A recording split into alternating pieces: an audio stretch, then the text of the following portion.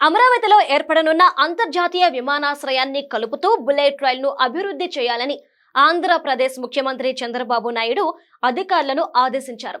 Chennai Bengaluru high speed elevated corridor Tirupati మీదుగా వెళ్లేలా ప్రణాళిక రూపొందించాలని సూచించారు.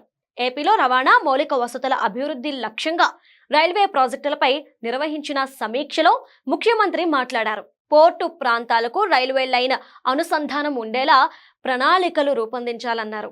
మూలపేట, విశాఖపట్నం, కాకినాడ, రామాయపట్నం వంటి నూతన పోర్టులను రైల్వే నెట్వర్క్ కలుపుతూ కనెక్టివిటీని బలోపేతం చేయాలన్నారు.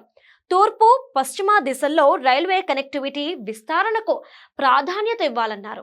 హైదరాబాద్, చెన్నై, హైదరాబాద్, బెంగళూరు మార్గాల్లో హై స్పీడ్ ఎలివేటెడ్ కారిడార్ ప్రతిపాదనలపై కూడా సమీక్షించారు. రైల్వే శాఖ ప్రతిపాదించిన అమరావతి, గన్నవరంలో కొత్త టెర్మినళ్ల నిర్మాణానికి భూమి కేటాయించేందుకు ముఖ్యమంత్రి అనుమతించారు.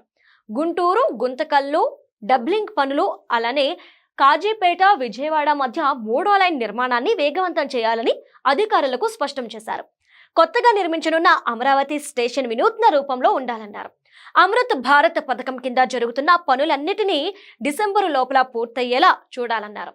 విశాఖలో దక్షిణ కోస్తా రైల్వే జోన్ కార్యాలయ నిర్మాణాన్ని వేగవంతం చేయాలని ఆదేశాలిచ్చారు.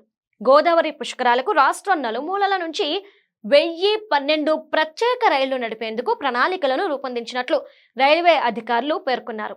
రాజమహేంద్రవరం రైల్వే స్టేషన్ను 271 కోట్ల రూపాయల వ్యయంతో అభివృద్ధి చేయనున్నట్లు ముఖ్యమంత్రి తెలియజేశారు. విజయవాడ, గుంటూరు నగరాల్లోని రైల్వే కోచింగ్ టెర్మినళ్ల విస్తరణ పనులు కూడా జరుగుతున్నాయని తెలియజేశారు.